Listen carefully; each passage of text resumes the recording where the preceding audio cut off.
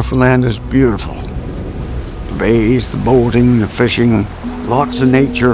There's everything in Newfoundland.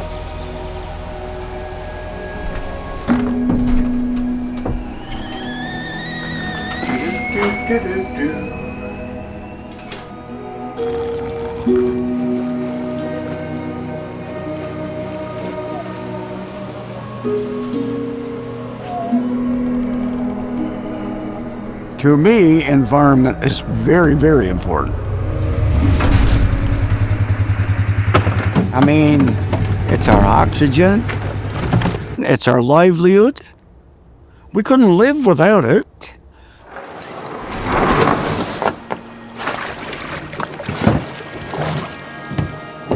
A clean environment is everything.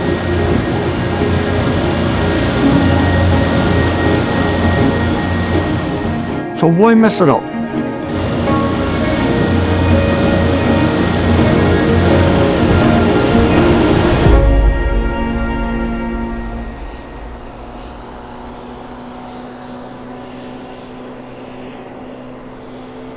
I've been going across this bay for 50 years. It was pristine, very pristine. You can get driftwood, of course, you get that everywhere. But now, the beaches look like a dump.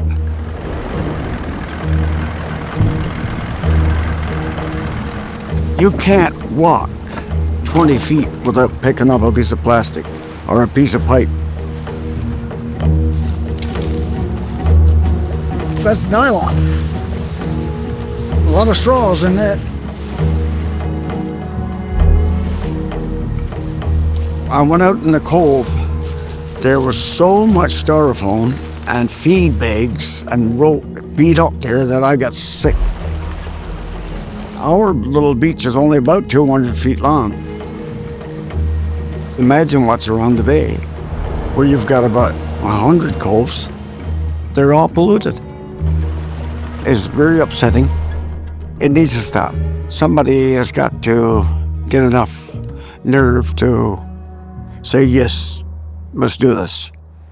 And I did it.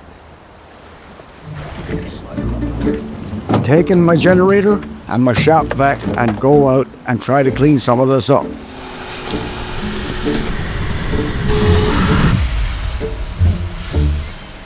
Just to be one man on the beach, trying to clean up that garbage. Yeah, you feel like a little fly on a ocean. But, you know, every little bit makes a difference.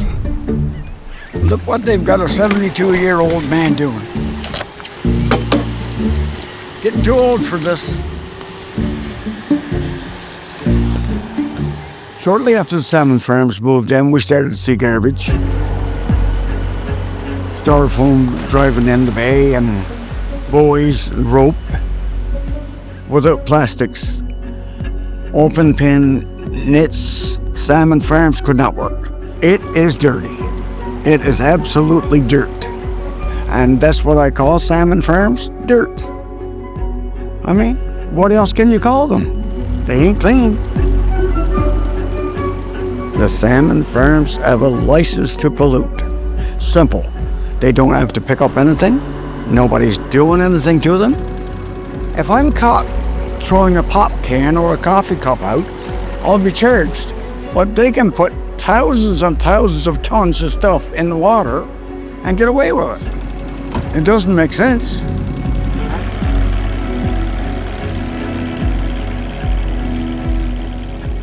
Single-use plastics. Man, what a joke. One piece of pipe about 12 inches long would probably make 2,000 straws. It's dirty in garbage, it's dirty in the way it works. Government is funding it. It doesn't seem like to me that the aquaculture companies have to put any money in at all. It's gone so far now, there's no way of cleaning it up. I tried everything. I contacted the governments, I contacted everybody. Couldn't seem to get any help, so I figured, well, try to do something about it. I filled my shop back up twice. I'm going to show everybody that comes around This is what we have. Now, believe it. Here's your evidence.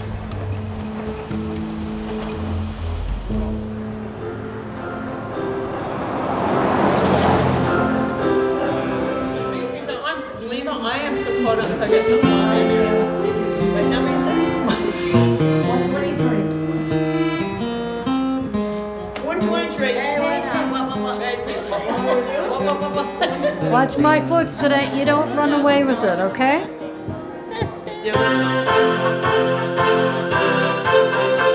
My name is Barbara Barter. I've been here 60 years.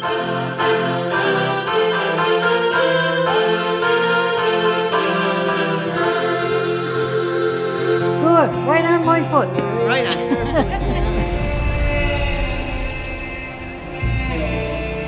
Burgger is an archipelago of islands. Some say 365 islands, one for every day of the year. The people who live here have been influenced by the ocean. And people are proud of where they live. This is part of why I love it so much. For over 400 years, the people of Burgger have been a fishing people. That all changed in 1992 when the cod collapsed and the federal government closed the fishery. Ottawa is about to announce a moratorium on northern cod, a fishing ban that will cost 20,000 jobs. People went from all being employed to almost no one being employed. This is going to affect everybody, from truck drivers to grocery stores to everything. There was a real sense of animosity between the people of Newfoundland and the federal government. Most felt it was the government's fault that the fishery collapsed. I didn't take the fish from the goddamn water. But who took it? You and your goddamn people took it! You and your people took it! They didn't appreciate the government telling them what to do. After the Cod Moratorum, salmon farms began popping up on the eastern end of the south coast of Newfoundland. The government saw them as a way of providing economic growth to rural coastal areas. And some communities were in favor of the salmon farms, others were not.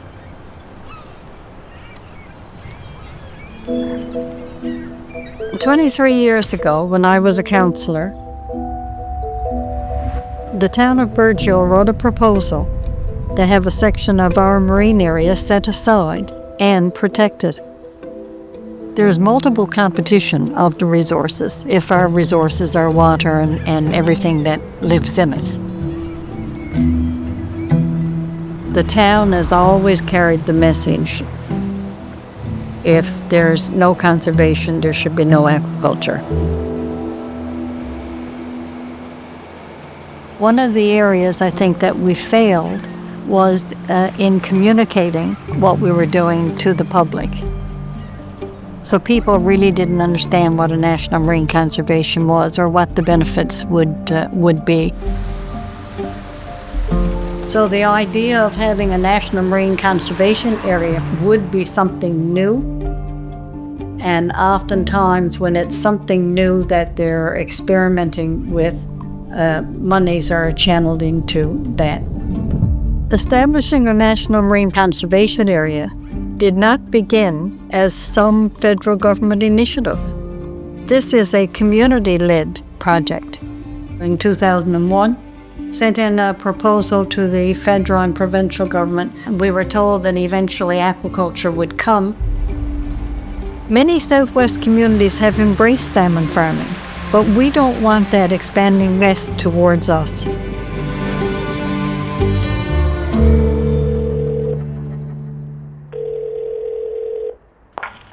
Hello, how are you? Well, I'm not too bad. How was Ramia? What? Same as Burgger. Just wondering if you can tell me what the significance is of White Bear Bay to the people. White Bear Bay? There's always been used by all the different cultures for hunting, commercial fishing, survival foods, and that's a good salmon river too. The salmon farms are a big concern to us. There's a lot of problems.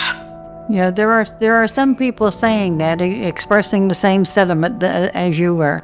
Every fjord does not have to be full of pens of salmon. There has to be some areas that are not. And if tourism ever becomes a big thing, boy, I tell you, Whitefish Bay is a fantastic place for people to see. There's going to be a lot more benefits to the local people and the economy than anything else right now. That's the way it needs to be. It's our choice. That's the direction that we want to go in. Okay, well, I have your message loud and clear.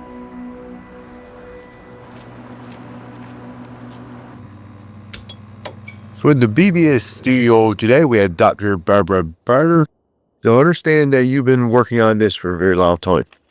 We put in a proposal back in 2003 and have been working that proposal ever since to determine whether we meet the criteria for a National Marine Conservation Area. I do understand some of the agriculture salmon farms is not so happy over this.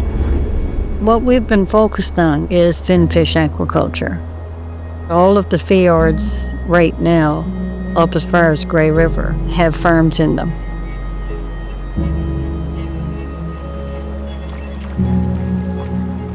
Currently, we have a memorandum of understanding that is going through a feasibility study that is really, really important. It doesn't allow for bottom trawling, oil extraction, or finfish aquaculture. But contrary to the misinformation some government officials and industry groups are promoting, it does allow for commercial and recreational fishing. It's really about creating a long-term sustainable conservation economy that's in concert with our community values, and that includes the Halapu and the Miabukek First Nations. This is our storyboard that we did for the Migmaw History here in Burgger. Those are all of the territories of each Migmaw family. The area of Whitefish Bay and Bay de Lou is very important to me and actually to the food community of Burgger. To think that they can put the fin farms there, which is going to ruin all those rivers and right around our shoreline. I know in my heart this is not something that our ancestors would want.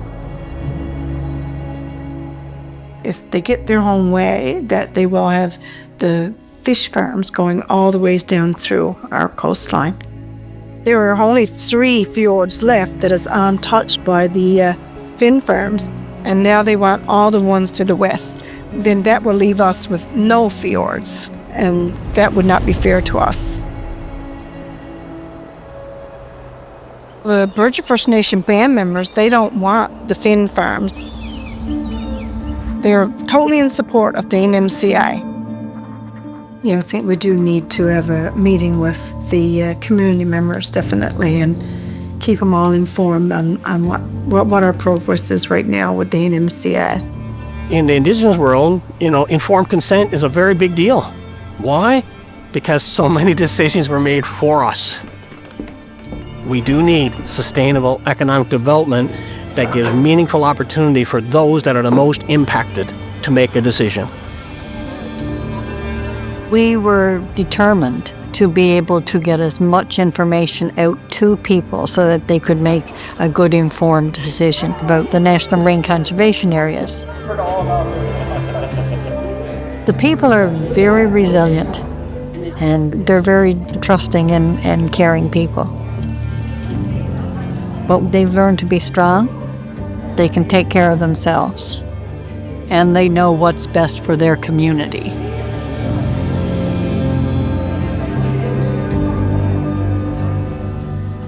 I'm Andrew Clark, and I work for the Atlantic Salmon Federation. We feel that, along with a lot of Newfoundlanders, that the expansion that's planned for the west coast of the southern part of Newfoundland is not a good thing. We've battled back and forth with the province and with the industry. We feel that they should stay where they're at, which is in the Harbour Breton area. And unfortunately, 2 weeks ago, the province issued the licenses anyway. There are 2 licenses to the west of Grey River and 3 licenses to the east of Grey River, and so they're moving this way. But we also know that spreading information is really important and trying to find out what the facts are and letting the community decide on what they feel is best. So we think it's important to keep you informed of what's happening and are open to any questions that you may have. My question is, like, what is our government selling out these fjords, the South Coast for? Like, what's the economic benefit to the people of Newfoundland? Or is it just a corporation and a few politicians will get their pocket flying? Science is repeated over and over and over. I don't understand why you're here. I don't understand why we're dealing with this. You have to ask yourself, well, why is there suddenly this big need for salmon? And it's because they created it. Provincial government owns all aspects of aquaculture today, the licensing and the regulations. Supposed regulations that are in place, clearly it's not happening because you've got one arm of the province that is wanting to encourage aquaculture and you have the other arm that's kind of looking after the environment. They're conflicted. It's a competitive issue as well. For example, they're working on a national marine conservation area. It might be one of the reasons why they're moving as quickly. It seems like every time anything like this is always a rush job. Get it in there as fast as you can, right? Just speed through the environmental process. In the end result, there's going to be damages. Where's the accountability for all the visible stuff that you see down there? It's not that small percentage, of waste you're seeing on the coastline. Now, what goes out the oven?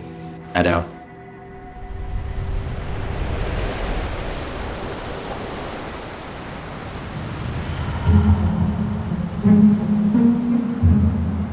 Here in Newfoundland and Labrador, the ocean was big and there were salmon everywhere.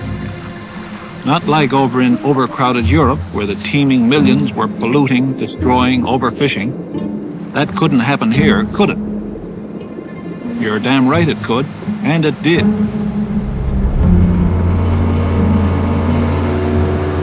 I fished the river when I was just old enough to take a rod in man. Yep. But there was a lot of fish then, Lord, you fishing ever. But these years, you're lucky if you see 2 fish in the pool.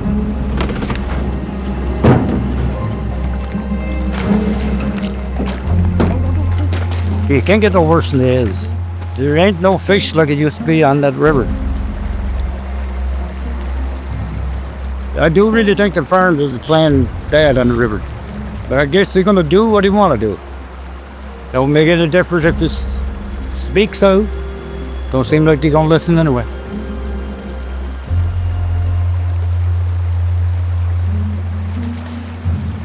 We believed that finfish aquaculture had a direct negative impact on rivers such as Cod River.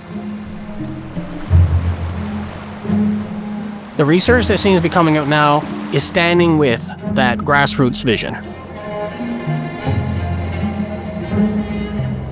They did the scientific study of all of the possibilities that could lead to the demise of the Cod River. The number one reason for the decline of wild salmon was because of the open net pen salmon farming.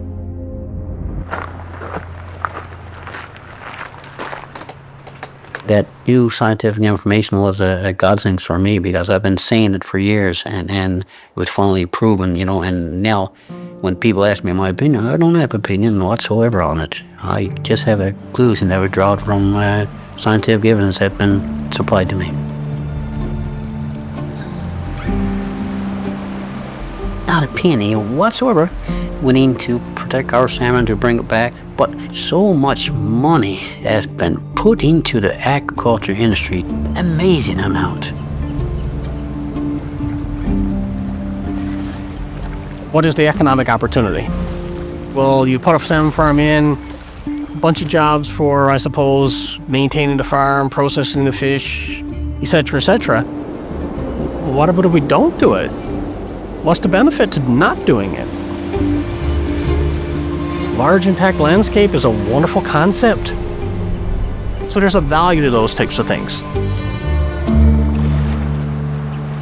I run a fly fishing business here on the west coast of Newfoundland. When the salmon numbers drop, less people go fishing. They stop going to the rivers and bringing their friends with them and their family with them. They stop caring about the whole river system. And then they stop caring about the salmon. We got to get greed out of the way. We got to do this right. We got one shot to do it, because once the wild salmon is gone, it ain't coming back. You know, let's hand the torch to them to make sure their kids and grandkids have a future resource that they can enjoy.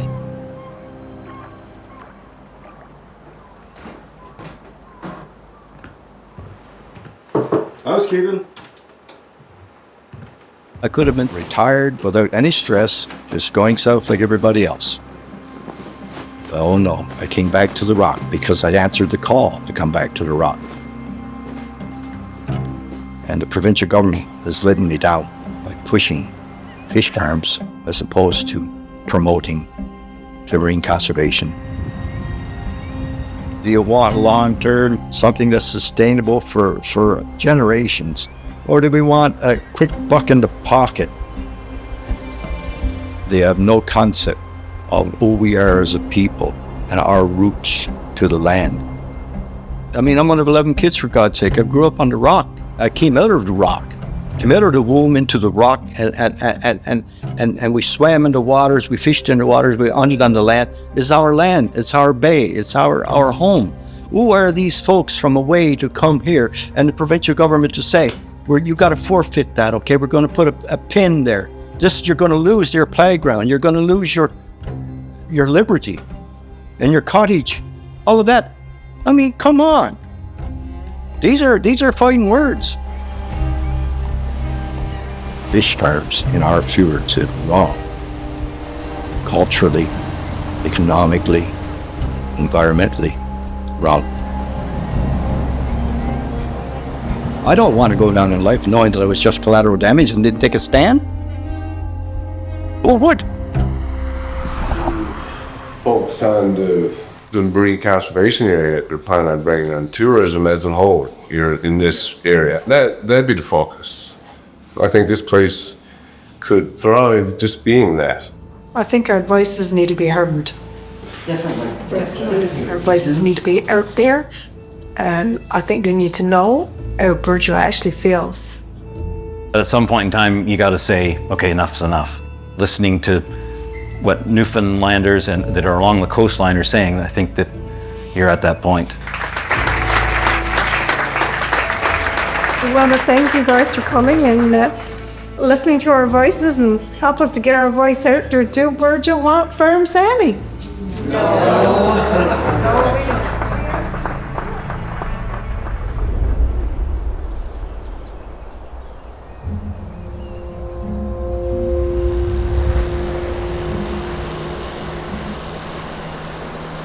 A salmon farm worker, he said, go to the Galtus Passage into this cove called the Locker.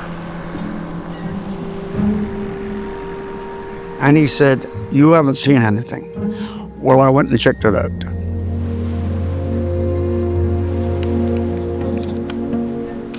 I'd say there's 1,000 tons in that cove or more.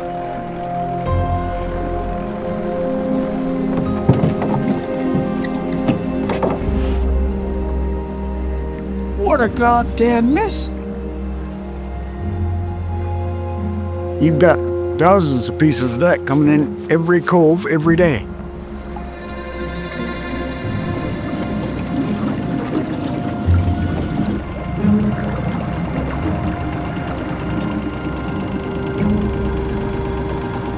There's, I think it's 5 long liners in there, on the shore, beaten up, motors in most of them, radars and everything still on them, abandoned there.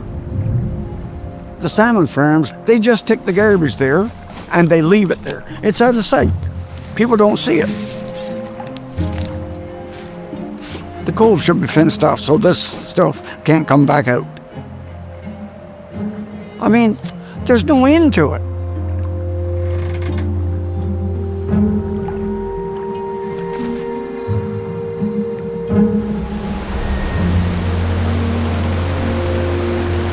Look what we have. Look how small we are. But we can destroy something that big? I mean, there's something wrong with us. I mean, everybody talks about conservation. We don't have conservation here. We have ruination. The Salmon Conservation Group is bringing attention to aquaculture waste off the province's south coast. The Atlantic Salmon Federation raised concerns about an area near Galtas called the Locker, and the province has told the company to clean up the mess. This is what's polluting our beaches and stuff. I'd say there's at least 2,000 to 3,000 tons of pipe here. Charge these people for what they're doing. They're ruining our environment. They're not accountable. They've never been accountable. You throw a chip bag up through a car window and you'll get a bigger fine than these companies will for thousands of tons of garbage. Why does it take an ordinary person to complain to government to get garbage cleaned up? Thousands of tons. It's ridiculous. Nobody wants to come here and see this. But you know something? We got this much done. We got this much done, and it's because of us that it is done.